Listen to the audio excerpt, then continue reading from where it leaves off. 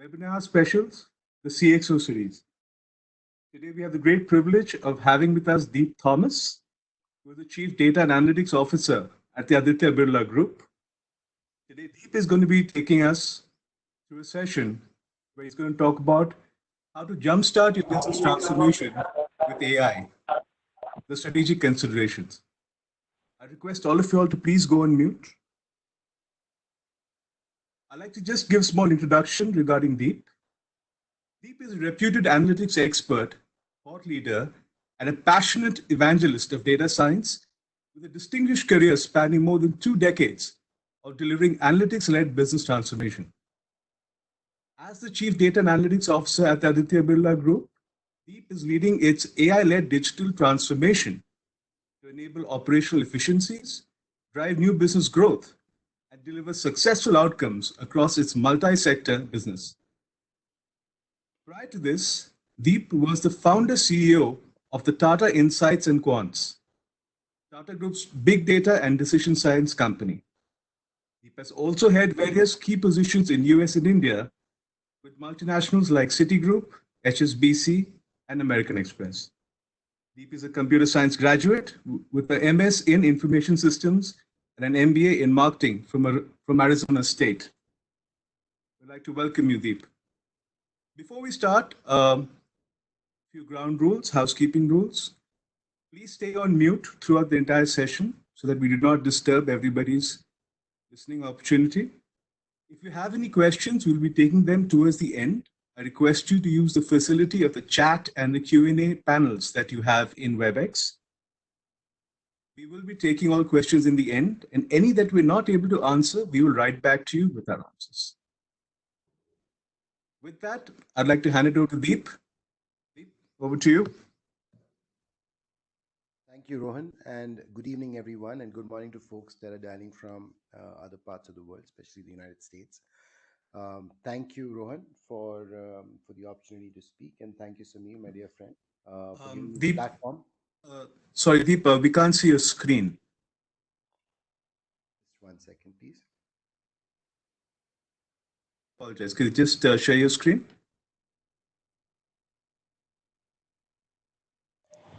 Also, your volume is a little low. Can you see the screen now? Yes, Deep. Thank you. Okay, good. Can you hear me? Yes. All right. Yes, thank you. Good evening, everyone. And Samir and Rohan and NK, thank you for the opportunity to be a part of this webinar series. It's my honor and privilege to speak to all of you for the next 1 hour. I know the last few weeks have been really difficult for all of us, and there is no silver lining that appears to be. The only thing that I could say is that with all the difficult scenario around us, for folks like us who had to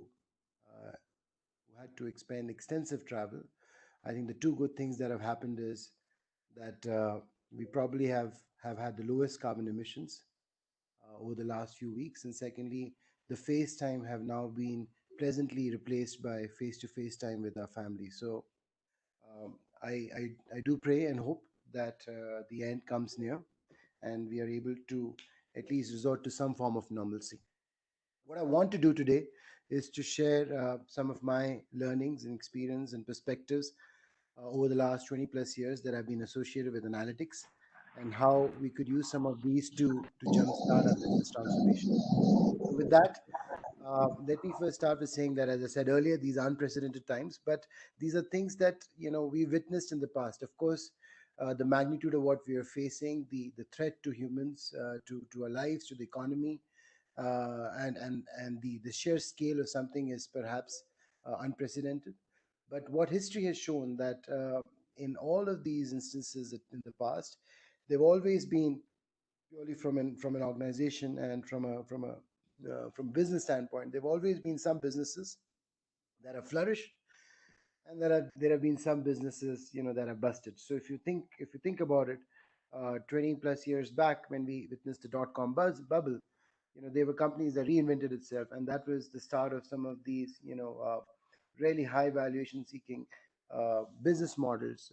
Of course, they continue to be the case with Amazon and eBay, but they were also, very promising businesses that at that time were seeking and getting large valuations, but then got acquired and they got busted, like GovWorks and GeoCities and so on and on. We also witnessed the same thing in 2008 with the meltdown, and there again, I think. Sorry, I'm hearing my echo. So can I please request all the other folks to put themselves on mute? Guys, please go on mute. Yeah, and then just a little over a decade back, we saw the global meltdown with the Lehman Brothers collapse. And there again, there were organizations that sustained. Sorry, Rohan, I'm Just a still second. hearing my echo. Just a second. Nanda, could you just put everybody on mute except Deep? Rohan, all of them are on mute actually at this point of time. Okay, Go ahead. thank you. Sorry about that. And then, a little over a decade, also we witnessed the global meltdown with the Lehman Brothers collapse, and then there were organizations that sustained that collapse with Groupon, with Wells Fargo, of course, making a fairly large and a strategic acquisition of Wachovia, JP Morgan making an acquisition of Washington Mutual. And then we also saw a number of organizations becoming bankrupt, from American Freedom Mortgage to First Merchant Bank, New Century, American Mortgage, AmeriQuest Mortgage, and that was the time which actually started the creation of these fintech startups. A lot of these today are now commanding serious penetration into consumers' mind space, and also commanding huge valuations. One of those that comes to my mind is Cabbage. All right, so what do we learn here is that what we're seeing is another one of those adversities. And of course, in this adversity, there are some who take advantage and some who don't. And what you see on the left hand side, courtesy of friends from BCG, there are some companies that are showing improvement and growth despite the situation. And there's some companies that are seeing decline both in EBITDA as well as growth. So what you see on the left bottom are a fairly large section of companies that are seeing precipitous decline both in terms of their margins as well as in terms of the growth.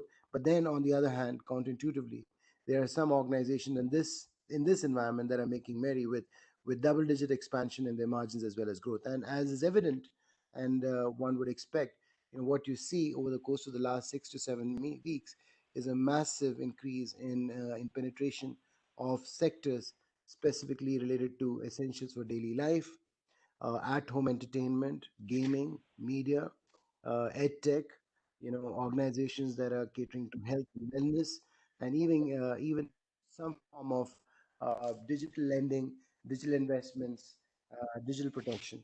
Of course, that is evident. There are big losers in the last few weeks, especially the ones that are catering to travel and entertainment.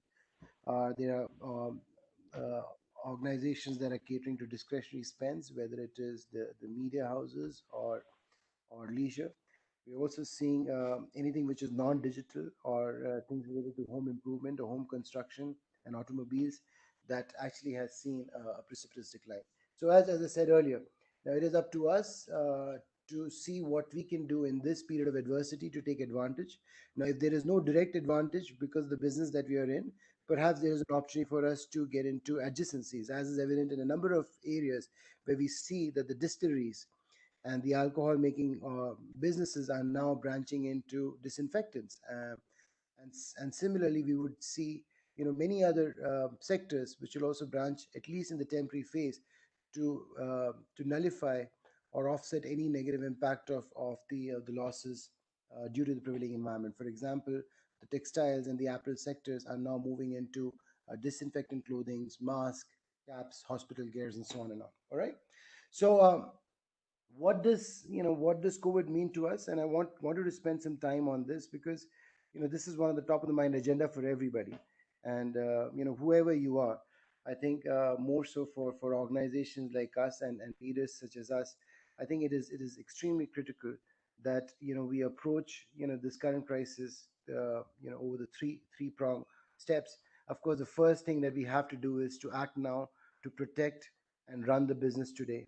Now, there are questions that keep coming into our mind in terms of how do I protect my people? How do I protect my immediate business needs? There are also questions around how severe could the downturn be? How long will it be? What will the stress of this downturn be on my business? And how do I ensure the safety of my people if and when the lockdown were to be overturned, right? And then the next question is around recovery, right? How quickly can I move back to BAU? How quickly could demand return? How will this recovery vary across different portfolios, across geographies, across segments, across channels, across propositions? What would be the new norm? What will be the new norm when it comes to operational, supply chain, channel constraints, and so on and on? And once that is done, once we move to some form of normalcy, there would be the questions that we need to ask in terms of how do I retool myself? How do I retool my business for the new world? What should my post-pandemic world look like, and how will it be different, and what kind of propositions will I have to offer from my existing businesses? What will be the existing trends that will probably get accelerated? What will be the new trends that I need to capitalize on? What was there yesterday which will now become obsolete? Now, how could these trends shift business boundaries, and how could these trends shift profit pools, and what could be the new industry rules for that matter? And how do I adapt these propositions and capabilities in the way of working? So if you think about all of these things that we all are trying in terms of how do I protect, and how do I recover, and how do I retool myself, the fact of the matter is, whatever we do has to have three different aspects. There is the aspect of the people, which is our people, the employees that we call that. And uh, and we as organizations have to think about the impact that this particular situation would make on people, the experiences, their stress level, and so on. Second is about the impact on the society. Again, uh, what we mean by that is the economic impact, the psychological stress, whether it is the slowdown of the financial markets, the out of the window routines, the new way of working, uh, and so on and on. And then the last but not least is, what does it mean, as I said earlier, to us as employers in terms of how do I protect myself, how do I recover, and then how do I retool myself. And the thing is that whether it was BAU, which was pre-COVID, or it is now, or what it would be in post-COVID, we do believe that AI as a community can play a very very big role, both in terms of a quick recovery, and more so in terms of helping businesses reinvent themselves, reimagine themselves, or retool themselves. So I wanted to actually spend some time on this topic. Well, the overall topic is about business transformation, but to me, I think business transformation today now has a new meaning, and clearly a new paradigm that we need to bring to the table because of what is happening all around us.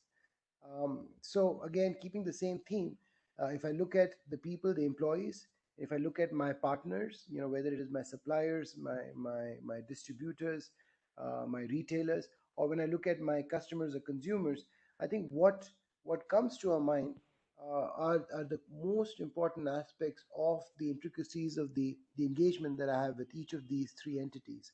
I think with my employees, with my people, the first thing that is important is the aspect of care. How do I ensure the continuity of the health, the safety of my people? How do I ensure that I create an ecosystem which allows them to collaborate effectively? And how do I ensure that without the absence of intimacy and the aspect of emotional quotient that I could bring when I'm there in person with the other person, with the individuals, how do I effectively communicate and keep the organization and my people anchored to the overall vision and the goal of the organization? That's number one. Number two is my partners, as I said earlier, whether it's my suppliers, my distributors, and so on and on. How do I ensure that my commitment to my end customers or to my consumers continues to demonstrate the same level of agility that I had, pre-pandemic, the same level of efficiency, because the efficiency of my proposition, my solution depends on the efficiency of my partners and the level of reliability. And what I mean by that is, if my suppliers today, from whom I get my ingredients, were to be impacted in any form, whether it is man, material, machines, it also has an impact on me.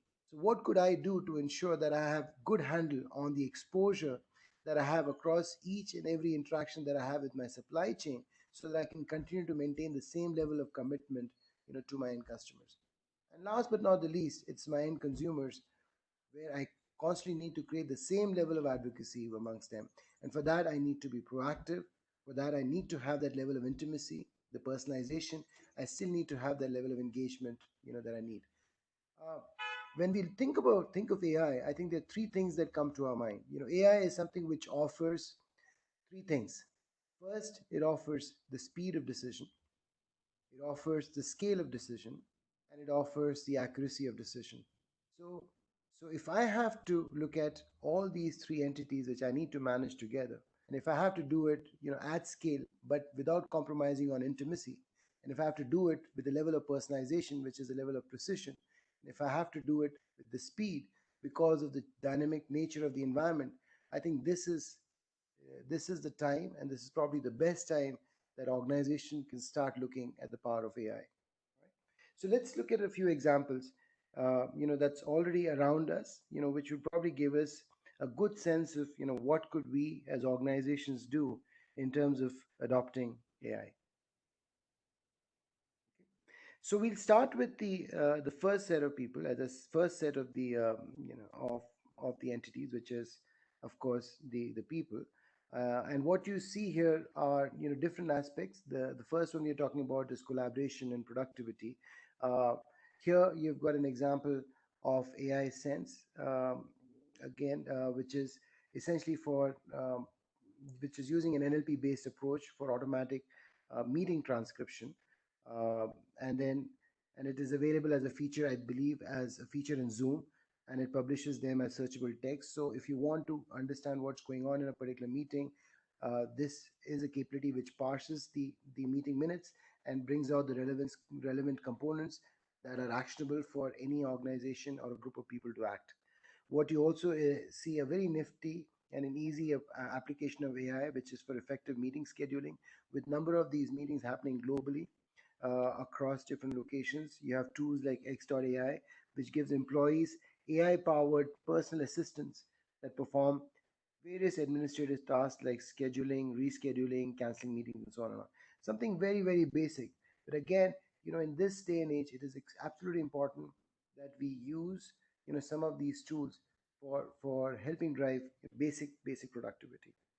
The second aspect is safety, right? The What you see is the use of AI. Now we've seen, I'm sure most of you have seen, various applications of computer vision, uh, as is evident in the case of Tesla.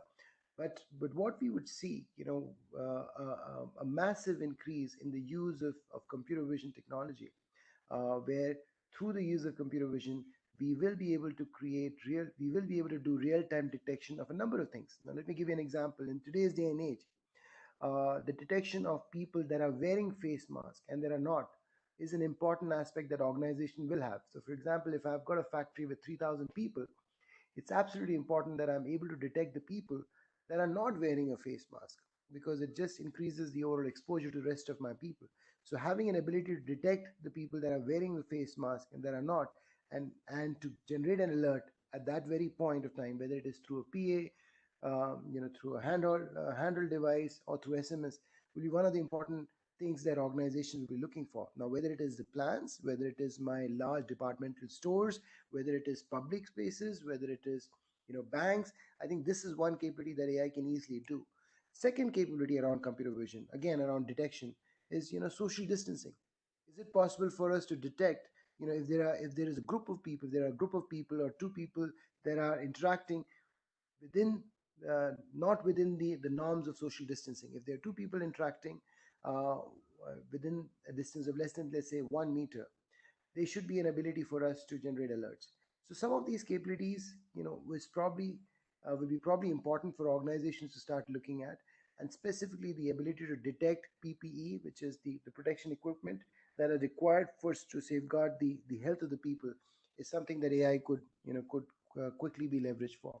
What you also see is the use of location analytics, to help understand, how do I optimize my workforce, what part of what part of my plant or my businesses do I optimize it.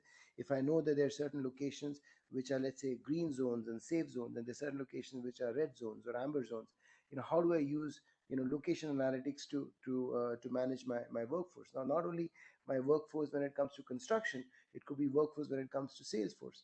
And again, important aspects of AI, which will allow us to effectively manage the requirements of productivity, safety of our people uh, through some of these applications. The second part, as I said earlier, is what we could do for our partners. Again, I think one of the things that would probably see massive transformation would be the supply chain. And again, these are a couple of examples that I'm highlighting here. The first one is just the supply chain planning with machine learning for better decisions on with minimal human interventions, right from forecasting of my demand to predicting, what predicting and even optimizing my supply chains through an AI enabled solution. Or what we can see here is what C3AI is doing, is to use image based solutions to understand what is the current state of my inventory, and how do I use this to then provide the real time inputs in terms of my production planning, and also in terms of providing the feed to my sales force, so that I'm able to maximize the overall throughput for the team. Equally important is the world of logistics. I think this the clearly with the challenge that we're facing, and the reduction in the availability of specific manpowers when it comes to logistics. I think it will be equally important to see how could we improve the logistics industry through more digital intervention, through use of AI. Now, whether it is basics around route optimization, or even around optimal freight for a particular location, or to look at demand supply matching, which means what would be the right set of providers or the transporters that I could leverage to dispatch my goods, or even planning my network to ensure that I've got the optimal allocations of my warehouses and my distributors, so that I don't compromise on the SLAs, the time that I need to deliver a good to my customer, and also don't compromise on the cost it takes for me to deliver the goods, would require advanced analytics and AI to its fullest potential. I think these are two examples that you see. One is Valorant and the other is Orion, both which are coming up with various solutions in terms of improving logistics in the industries. And of course, there are many such examples that where the entire supply chain and most of the logistics can be improved on. The third one is our consumers and the customers that we're talking to. And again, as I said earlier, it's important to keep the level of advocacy with the customers. And what we'll see is the use of AI here, whether it is more intimate, more relevant, more contextualized NLP based chatbots, and any such virtual assistants. We would also see, I believe, the emergence of many more digital assistants. What we've seen is Siri, which is a generic one, but it is quite likely that I'll have a Siri equivalent for health, for my finances, for my fitness, for my travel, for my fashion, and so on and on. So I would have one particular digital assistant which is actually recommending me in terms of what should be the ideal uh, outfit of the day that I should pick, looking at my skin tone, my preferences, my body type, my occasions, and so on and on. So I do feel that this is again a space which will see a massive adoption of AI. Now, similarly, whether it is for retail and fashion, or it is for my travel, or for my financial services, and as I said earlier, what AI offers is the intimacy and the scale. And again, the level of personalization will demarcate one organization from the other, and the supremacy of the AI, that the engine that caters to these solutions, would be the one that will help that organization to be a winner. Okay. Uh, so moving to the next section now, how, as I said earlier, how AI impacts across sectors. Incidentally, I think this is just a quick view of the share of AI impact, which is on the x-axis, on the total impact delivered from analytics, and the y-axis is the overall AI impact in terms of billions of dollars. I think, as expected, they were the historical adopters of AI, like financial services and retail. Some aspects of manufacturing, whether it's logistics, CPG, that were historically the big adopters and gainers from AI.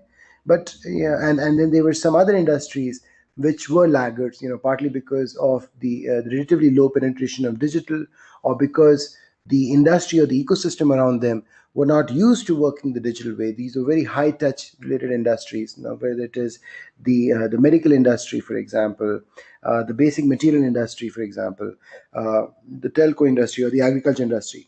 But what we do believe, what will happen is that these sectors, the ones that have been laggards, are going to see a massive jump in the adoption of AI, and that is very much so, because it's almost a survival for these organizations, because they will not be able to operate the way we've been operating. So these high touch RM based type of interactions may not exist. These high touch level of interactions, for advising my farmers, and to go from each and every village on each and every taluka, may perhaps cease to exist. The level of interaction that is required for me to manage my own health, my fitness, perhaps may be substituted again, through a lot more digital intervention. uh, so, as I said earlier, what we're seeing is the emergence of new long-term opportunities, and this is again an area where the organizations that adopt AI would perhaps be the ones that will come out of the block and will probably have the biggest competitive advantage, because what we're seeing here is essentially um, a new paradigm which believes in less. I don't know whether it is going to be the case. It all depends on the length of the pandemic. If this pandemic were to continue on for, let's say, another 3 months or 6 months, it'll probably have an indelible mark on the way the society interacts. It could so happen that after a year or 2 years, we may forget all this and we may come back to old ways. But what we're also witnessing, that people are also liking this new norm, where they're able to balance the work and life. They're able to get the same level of productivity, the same level of intimacy through the combination of digital channels. If not anything, this would bring together a new hybrid approach, which will have lesser direct human interactive society. We will see emergence of a lot of digital and contactless level businesses. We will see a lot of digital showroom or virtual showrooms, which will expand into new areas. We already see a lot of this in sectors such as home improvement, but we would see in many more things, which earlier was perhaps more phygital in nature. Sorry.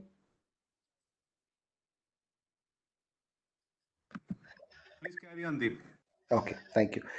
And as I said earlier, we'd also see personalization experience. Of course, would people travel as much as they would want to? Maybe not. It could so happen that you'll have real life experiences made available to people through AR VR experiences.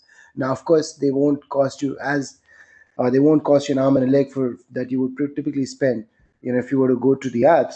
But yet, I think you would see that there is a democratization of some of these experiences available through AR VR. We already seeing a huge increase in terms of digital interactions, more so in the education field, in the gaming field. So each of these, as I said earlier, are long-term opportunities which could be powered by AI. Uh, let's let's as I said earlier, see some of these things that we're already witnessing, right? So what you see was Spotify, which was in the space of personalization, which already took over and disrupted number of media players, and now gives people the flexibility to choose their own content. And as I said earlier, the same thing as is happening now only in the realm of music would happen in many more areas. Now, whether it is personalizing, my taste clusters when it comes to fashion, or when it comes to health, and likewise for fitness and travel. So the use and emergence of digital assistants, which are using the combination of optimization, which are using the combination of collaborative filtering, which is using NLP, is something that you would see a lot more now and going forward. The second part, as I said earlier, is virtual showrooms. Whether it is the way we interact with our customers, again using NLP, the way we are able to interact with everybody through cloud telephony. Now, again, I may have 15 people dial in from different locations. Of course, we can have 15 people speak, but you can also have an interactive device which is doing a real-time text mining and also extracting the comments and helping navigate the dialogue between 15 people. You could also have real-time translation and transliteration across people of different dialects and different countries, which could also happen. There could be large virtual events, that could be hosted as well. Again, using the power of digital and AI.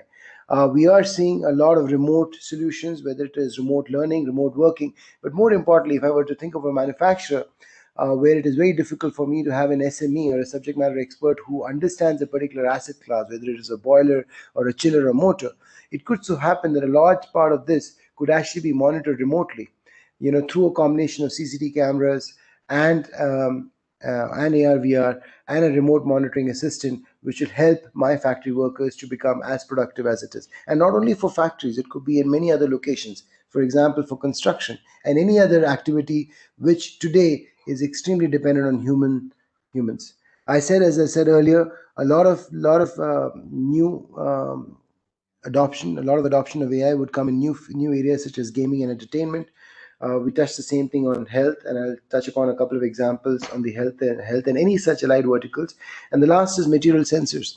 Would there be materials tomorrow, whether it is the shirt that I wear, the socks that I wear, or the clothes that I wear, which are not only disinfectant, but they have sensors which can capture the level of pollutants in the air, which can probably capture the proximity to a location which has a higher risk of any such virus.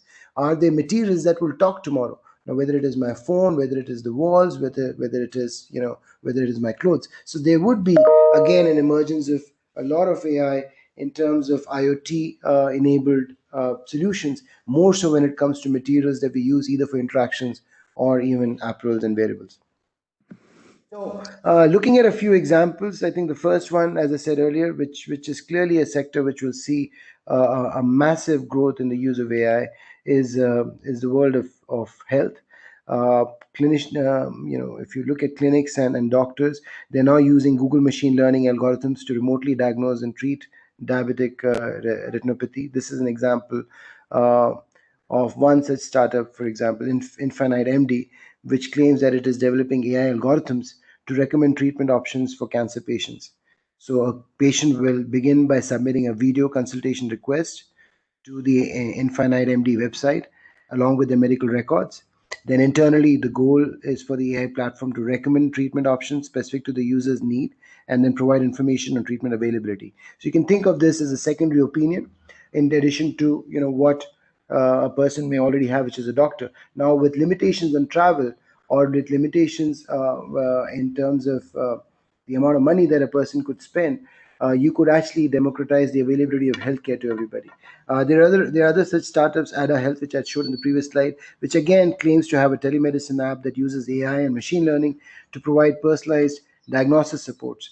Now, this is a chatbot-based solution which uses a series of questions that it'll ask you, and depending on what the user responds, it'll give you responses on based on the symptoms that it's seeing, and then gives you a set of recommendations that you as a patient could act on.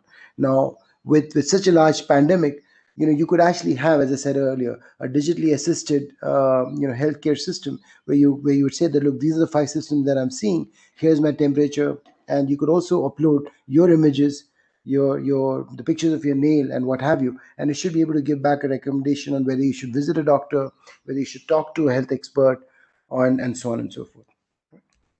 The second one, of course, we've seen how in this particular crisis, some of the stocks that are doing really well is, of course, the gaming, and Netflix continues to beat the roof.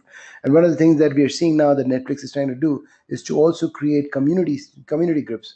Earlier, I was looking at content on the basis of what I like, but now Netflix will try to identify who your friends are so that you're able to even discuss web series amongst your friends. So if your friend is watching, let's say, a Game of Thrones, episode 7, it'll nudge you saying that, look, you're far behind. You got to watch episode 7. Otherwise, you'll be out of luck and out of topics to discuss in the next discussion that you're having. So looking at community-based collaborative filtering and providing recommendations on not only people like you, but friends and families and close associates like yourself do is the next level of experience that you'll see. And we do believe, I think, just the emergence of Netflix as the favorite pastime would also see a lot more, not only personalization, but AR VR based solutions and solutions to increase the experience of people. Right. So again, as I said earlier, there are various applications that one could look at in terms of jumpstarting the businesses. I would like to just summarize some of these. While I know that it seems that the world is coming to an end and then there's no hope, I just want to call it again that, look, it all depends on what your aspirations is, what your level of risk taking is, what could you do in terms of either leveraging your strengths, which could come up with new business model, new propositions, or leveraging the adjacencies, which perhaps could help you to recapture the trust, the share of your customer's wallet, and the overall advocacy that you can claim from your customers. Okay, so with that, let me just summarize some of the things that I believe will be important as part of driving this transformation. And I'll leave you with 10 points. The first one, of course, as I always say, that look, if you want to create a culture of digital transformation, you've got to make it a cult. And to make it a cult, it requires a lot of time and effort. You can't just come in tomorrow to the office saying that, look, we're going to be a digital organization. It requires a multi-pronged approach. It requires effort from you to create awareness. It requires a sense of risk taking. You have to have the ability to experiment. You have to create a culture where it is okay to fail. You have to create a lean organization. You've got to provide the support to the people that are coming up with ideas, and so on and on. So all of this requires time and effort. Only then will you be able to create this culture of digital transformation. The second is, it's absolutely important that we learn. We learn from what we have witnessed in the past. I think there have been numerous studies where people say that, look, this is a new norm, but I do believe there are numerous studies in the past, right, from the 1930s to the 2010. There are numerous studies of how organizations have reinvented themselves. Look, at the end of the day, consumer is still the same. Consumer is still having the same basic needs about their own wellness, the wellness of their loved ones, their financial health, their mental health, their entertainment, their hobbies, their association with the people. As long as we keep that in the center of our strategy and keep that customer and consumer centricity, and then learn from what is it that the organizations have done to reinvent themselves, and look at where can I use the power of digital and AI, I do believe that you'll be able to overcome some of the crises that you're witnessing. The third, absolutely important, is outside in view. I think the ones that will survive are the ones that show agility, but sometimes the ones that are most susceptible to failure are the ones that are really big, or when they think that they're too big to fail. And this is a time when it's absolutely important to look outside, not only within your sector, but in other sectors, not only within your ecosystem, but with the startup community, with the academia. There will be many opportunities for us and for each of us to partner or accelerate the speed of transformation through partnerships, whether it is with academia, whether it is with other institutions, or whether it is to collaborate with other organizations. I think one thing that comes to mind is Disney, and how they're collaborating. As you know, that Disney has invested in one of the organizations here in India, and is now getting into education for kids. Now, Disney never thought about education. Disney was all about entertainment. Disney was all about making the best place on earth, for children. And then they realized, look, at the end of the day, my biggest influencer, my biggest advocate is children. And EdTech is a big industry which is booming. And that's what led for them to get into this partnership with one of these large players in India to enter into EdTech.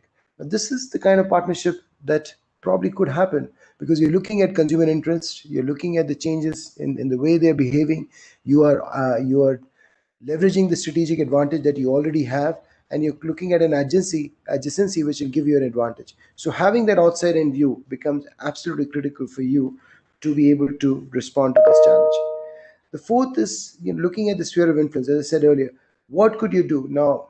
Whether it is your consumers, whether it is your influencers, whether it is your suppliers, whether it is your employees, how could you increase the sphere of influence? For me, it is not about my people's productivity. It's also about my safety. For me, it is not only about the SLAs. It is not only about my inventory. It's not only about it's about the time for me to dispatch a particular good. But it's also important for me to ensure that my suppliers, my partners, are in good financial standing. Whether it is my ability to forecast receivables, my ability to forecast payables, the whole working capital, the risk management. So let's start looking at enhancing the sphere of influence, because what we understand is the more that you can offer at this time to the ecosystem that you're dependent on, the better you would be through the spirit of collaboration and quid pro quo in order to come out of this crisis. And there again, AI would be able to help. The next is value the goldfish in your fishbowl, right? So, while as I said earlier, there may be many reasons why your business may feel threatened, may feel it's in dire straits. But again, identify those segments, whether it's a segment of customer, the type of proposition that would click with the customer, the type, a particular geography that perhaps you can try and test out a new proposition with, or for that matter, a unique business model that could probably help you come out of this. So value what you have, as opposed to fighting for survival. And there again, looking at the spirit of experimentation through AI would probably help us. The next, as I said earlier, is absolutely important to prioritize and execute. At times, organizations tend to do everything that is out there in the spirit of digitalization and transformation. But it's absolutely important for leaders to ensure that you're prioritizing the ones on the basis of the value that we generate, and you have a maniacal focus on execution. Really important that you clearly have the metrics, both the baselining of what today is and the metrics for you to be able to measure the effectiveness of your strategies and to see the overall impact that the transformation will be able to make. And as I said earlier, make sure that there is a spirit of experimentation, a constant experimentation, a test and learn culture, and that's the only way you'll be able to innovate. Now, whether it is taking a particular concept quickly to the market, whether it is looking at a lean team which will come up with rapid prototype development, which can then be tested within your own environment or amongst your consumer panel, which you think have a strong advocacy. But it's absolutely important that you keep a constant eye on innovation, on a test and learn culture. As I said earlier, the vigility for agility is very, very important. Speed in this environment is absolutely important. Let's not get bogged down by making the perfect solution. I think it's important as you're prototyping, as you're testing. It's also important to keep the level, the speed, the agility that is required for you to be there first in the market. There are lots that one could accomplish through the power of AI, but it's equally important that you start small. But when you start small, don't get caught into the what we call it is the purgatory pilot, which means that you're constantly piloting and you're not scaling up and you're not getting the impact. This is a terminology coined by a good friend of mine from McKinsey. But it's important that you start small, but then you also look at scaling up the successes that you have through the right partnerships. And last but not the least, there's no good time for you to be ready. And I do believe, the sooner you get ready, the sooner you're off the block, the sooner you'll come out, not only in terms of recovering from it or resuming back to normalcy, but also reimagining and reinventing yourself. With that, I end my presentation and I hand it back to Rohan for question and answers. Thank you. Thank you so much, Deep. It was a really enlightening session. We're passing it now to Sameer Dhanajani, CEO of AIQRATE Advisory and Consulting. Sameer, over to you. Questions and answers. Thanks, Rohan. First of all, Deep, thank you so much. I think we wouldn't have asked for a inaugural cracker of a session. And I think I did the right thing in terms of calling you up. And as it always stands, you are a friend and I can always reach out to you because we felt, I think this whole session required a strategic focus in terms of the scenario, what we are into. And I think you literally kind of came out with a playbook in terms of what organizations, enterprises need to do at this stage, where I think it's a very different battle, which is going to be in the time to come once we have a post-recovery phase. Just to start with, and I think we have about 10 odd minutes for the questions. And this is something which is, I think, pertinent, very relevant in terms of, I think, what you just presented and showcased. Now, if we just look at a scenario which was as good as February onwards, we got to a very good start in terms of 2020. A lot of folks had a plan in terms of the vision 2020 and beyond. AI as a strategy, and I always believe strategy is not a fixed idea, it's a pole position. AI as a strategy was more about innovation, transformation, and disruption. Suddenly, this pandemic has taught us that, look, there has to be something else. Now we are talking about, if I just pick up the cues, AI could also mean something in terms of survival, revival, and resurrection. So, what do you think in terms of this survival, revival, and resurrection? Enterprises need to do something very, I would say, not a bandit solution, very quick, very kind of, let's say, agile in terms of some strategic intervention they should be doing to start off once the recovery is up and operations are up and running. No, Samir, thank you again. It's a very, very good question. And I will just speak from my own personal experience. Of course, we had very lofty goals in the beginning of the year. We had a 2020 vision, and lo and behold, this whole thing caught us. And the way we are looking at it is we are splitting the world into three parts. The first one, which we are calling it, is mission critical. Mission critical, you could say, is just for me to come back to some form of normalcy. What is mission critical for me? Right now, mission critical for me, as I said earlier, is how quickly can I bring some form of production capability in my plants? And for that, what do I need to do to ensure the safety and health of my people? Right? Mission critical is also to ensure that how do I commit on the various aspects that I have with my suppliers, with my customers. So anything that is mission critical and wherever AI can help, and I talked about using AI, computer vision when it comes to safety, looked at advanced analytics to identify what are the segments of my customers that I should cater to, what are the logistics that I need to handle in order to meet my SLAs. So anything that is mission critical is what we are focused on for the next 90 days, right? So that to me is very, very important.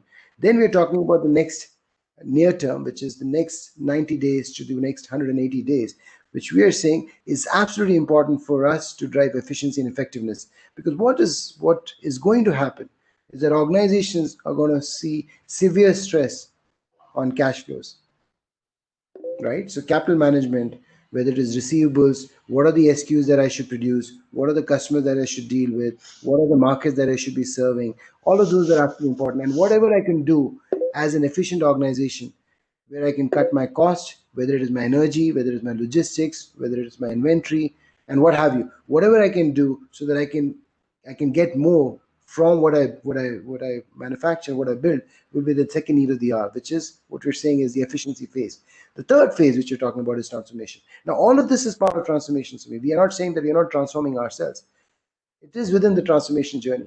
But what I would not do is think about a new business model when I don't even know how quickly will I be able to recover. So we may have to defer some of these things over the next 6 months, just to ensure that we're bringing the organization quicker to a state of normalcy, and we're helping the organization to be more efficient, so that whatever we can save from the efficiency initiatives, whether it is automation, whether it is energy reduction, with optimization of workforce, my logistics, and what have you, can then be channelized to drive that competitive advantage. Great, awesome.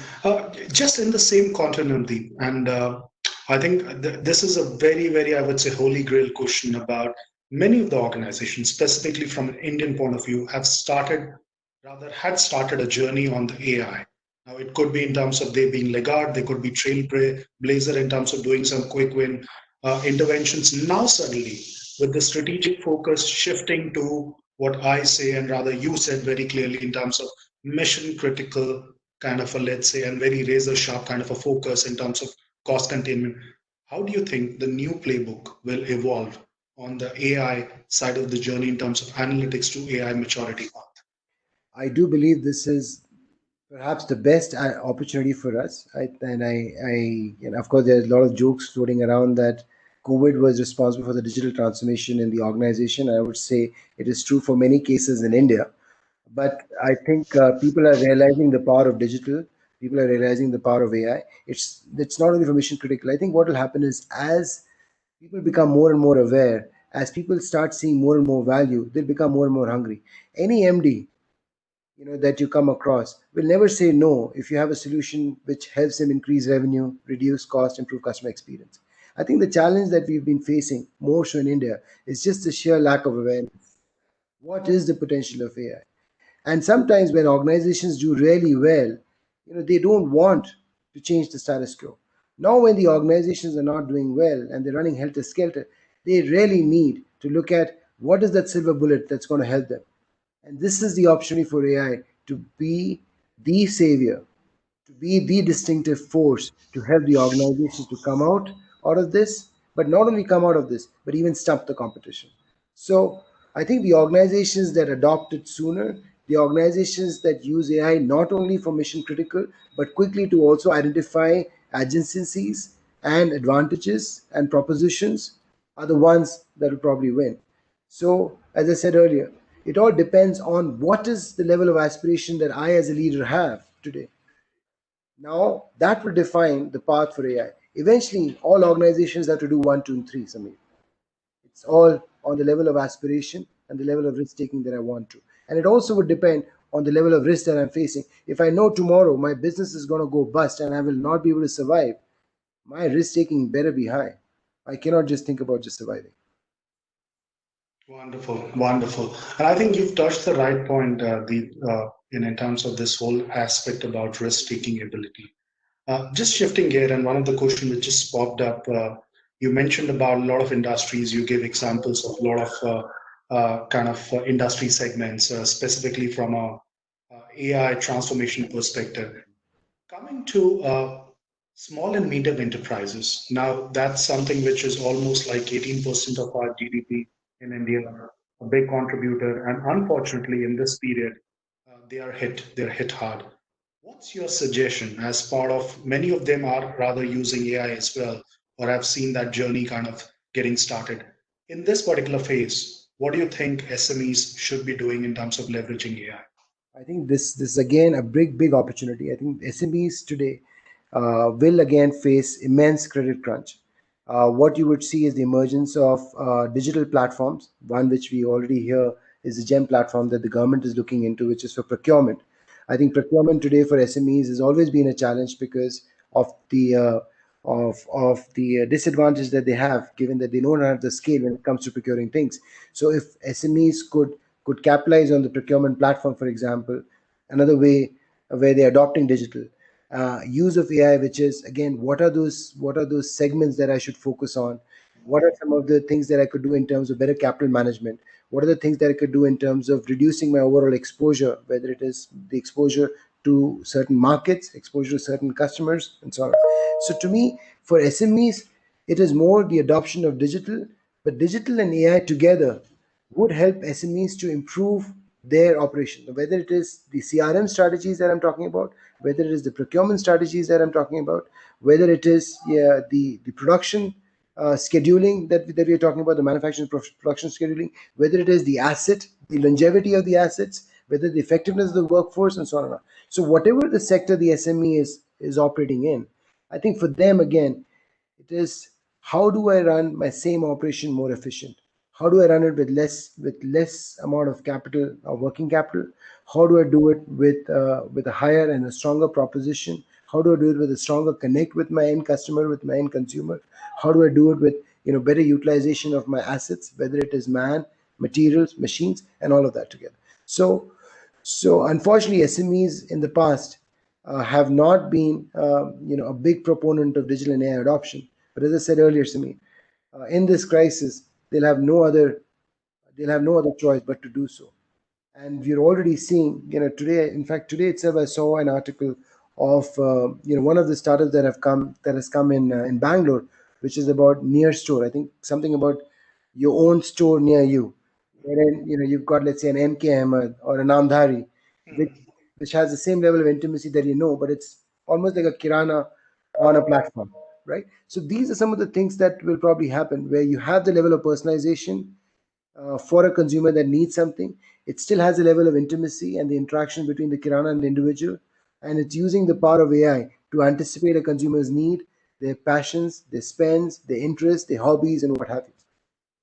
Wonderful, wonderful. Deep, I'll take two questions in the interest of time, and this one is a bit tactical but very relevant. You mentioned about this whole aspect of how AI will spur productivity, efficiency, efficacy, accuracy in the whole entire system. Specifically, we're talking about a time, and by all means, we see maybe this lockdown will get extended. Employees are stressed, working from home and working for home, actually. And that's kind of putting a lot of stress, anxiety, and I would say the pressure. Now, particularly from an AI usage perspective, on one side, you have these whole wellness programs, Rumba, Zumba, Pilate, everything, yoga and all.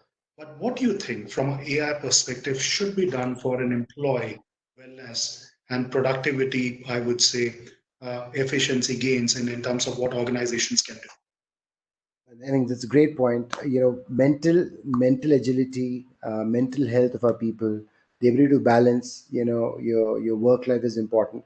But it's also not good for a person to be, sitting at home, sitting on a chair for the next 8 hours and focusing on work. Yeah, it is also equally important that there is a level of, uh, you know, there's a level of lighter moments and physical activity that is required. One of the things that comes to mind, I was just talking to my 13-year-old son, and he was reminding me, Dad, now you know why we should have had a PlayStation. you know and I was always averse to a PlayStation. I was always averse to the V. But I felt that if we had something today, we would probably use that to come up with some level of physical activity. But can there be, as I said earlier, gaming is going to be a big momentum change going forward. Now it's not only gaming for the teenagers, but gaming for workforce, gaming for stretching activities, gaming for creating that level of office intimacy, gaming for driving a sense of collaboration would be equally important. So wherever we can use AI to help further hone the hobbies of the people. So for example, if I know that Deep is very interested in nature, now, as an employer, if I can start creating gaming activities and create a small, let's say, virtual group of people like Deep in the organization, which as a part of bonding creates an expedition to Kenya, right, where people get to know each other. And again, there are five of us doing a half an hour expedition to Kenya. We're just trying to know each other. There are immense possibilities, Samir, on what one could do in terms of keeping the sense of belongingness. The biggest risk that the organizations face today is losing that connect and the sense of belongingness, right? Because you There can. you have it. There you have it. Deep, these are, I would say, brilliant points, because what I'm trying to get is these aspects will spawn new industries, new kind of variants, new kind of product and services. And that's where I think the opportunity lies, in terms of not looking at the travesty. It's all about looking at that, aspect in terms of what can be done. Last question, very relevant, Deep, and you've given a good point. And this is a question specifically for the audience. Many of them are today AI analytics leaders. Many of them are what we have today, global audience. And thanks to you taking this session, firmly believes, I think the stage is set for us to kind of maybe do a second session sometime soon with you. AI leaders today are in a flux. I'm sure one of the things which I think you and me discussed, the first thing happens when the office gets open is a review with the CEOs and the MDs. Hey guys, what's happening on our AI agenda?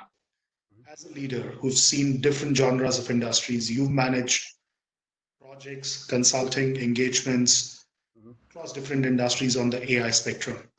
What's your suggestion, advice to these folks? What exactly they should be doing in terms of keeping not only the lights on AI, but moving a more, I would say, strategic focus in terms of the next level of strategy for them? And this is Deep Thomas saying. Thank you, Samir. I think if you have not already done so, I think for us as AI leaders, it is absolutely critical, it is absolutely paramount to establish that AI is at the core of every organization's strategy, right? And The discussion with the CEO is not about, what will happen to my investments. The discussion with the CEO is, here are 5 things that I would do to ensure the safety of your people. Because the first thing that every organization would want to do is that, look, please come back to work, but I guarantee the safety of your health. So that's number 1.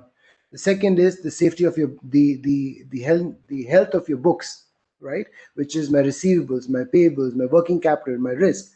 Number 2. The third is the level of interaction, the intimacy, the advocacy with my customers. If I go back to my CEO saying that, look, there are 3 things that are important to you: your people, your partners, and your customers. And here are 3 things that I'm going to do in each of these buckets, which will absolutely ensure that you're coming back to some form of normalcy. I don't think the CEO is going to look at you as an investment. He's going to look at you as a core. So my call to each of my colleagues here is that this is the time.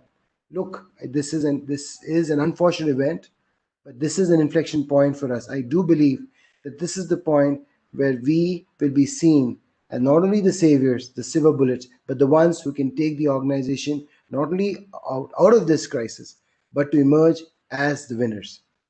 This is the time for us to rise and shine. Perfect, Deep, and you rightly said it. People, partners, and customers. I think if we have those on the fulcrum in terms of what could be done, and if that's the strategic agenda for all of us, I think we are done in terms of really kind of ensuring that the organization is taken to the next level. Thank you so much for your time. Truly appreciate it. I think this was a wonderful session. Questions are still pouring in, I'm sure, but we have a positive time. And thanks again, Deep. We will continue the session again on Sunday with Shruti Jaiswal talking about HR transformation and future of work. Stay tuned. Thank you so much, Deep. Really appreciate it. Thanks everyone for joining. For you, my friend.